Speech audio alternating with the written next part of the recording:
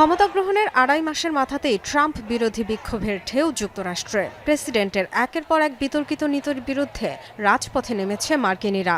শনিবার প্রতিটি অঙ্গরাজ্যে শহর থেকে শহরে প্রধান প্রধান সড়কে হয়েছে প্রতিবাদ মিছিল, সমাবেশ। অন্তত ১,২০০ স্থানে পালিত হয়েছে হ্যান্ডস অফ কর্মসূচি।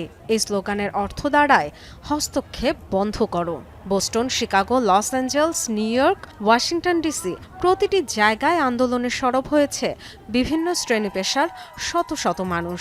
অংশ নিয়েছে প্রায় ১৫০ মানবাধিকার সংগঠন।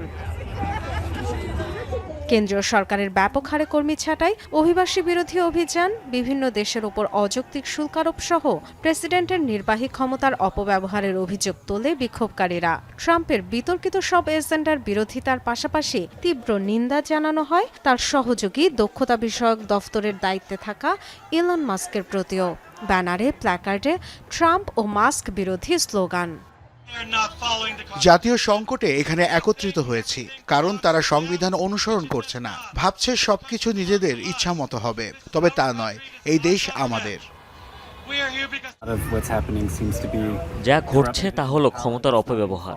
দক্ষতা বিভাগ ইচ্ছামতো চলছে। এত বড় বড় পদক্ষেপের জন্য সিনেটের শুনানির বালাই নেই। জনগণ এগুলোর বিরুদ্ধে আওয়াজ তুলতে এসেছে। ওয়াশিংটনে প্রতিবাদ সমাবেশে যোগ দেন ডেমোক্র্যাট আইন প্রণেতারাও। ট্রাম্পের নীতির বিরোধিতার পাশাপাশি প্রেসিডেন্টের বিরুদ্ধে অভিশংসন প্রস্তাব তোলার পরিকল্পনার কথা জানান তারা।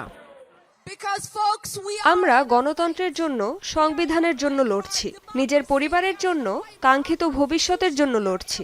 আমাদের প্রেসিডেন্ট স্বৈরাচার হতে চাইছেন। আমেরিকায় কোনো স্বৈরাচার বা রাজাকে মেনে নেব না। একজন ধনকুবের প্রেসিডেন্টের পাশের সিটটি কিনে নিয়ে তাকে পুতুল বানিয়ে রেখেছেন। তবে আমেরিকার গণতন্ত্র বিক্রির জন্য নয় এবং হবেও না। প্রেসিডেন্ট ট্রাম্প হয়তো এবার তার মেয়াদ পূর্ণ করতে পারবেন না, কারণ আপনি কংগ্রেসে অভিশংসনের বীজ বপন করেছেন। কেবল প্রস্তাব নয়, তৃতীয়বারের মতো অভিশংসিত হতে হবে। আপনাকে জানাতে চাই, ৩০ দিনের মধ্যে আপনার বিরুদ্ধে অভিশংসন প্রস্তাব আনব।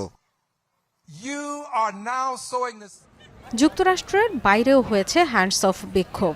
কানাডা, মেক্সিকো, যুক্তরাজ্য, ফ্রান্স ও জার্মানিতেও জড়ো হয়েছে ট্রাম্প বিরোধীরা। ডরোথি স্ট্রিন, যমুনা নিউজ।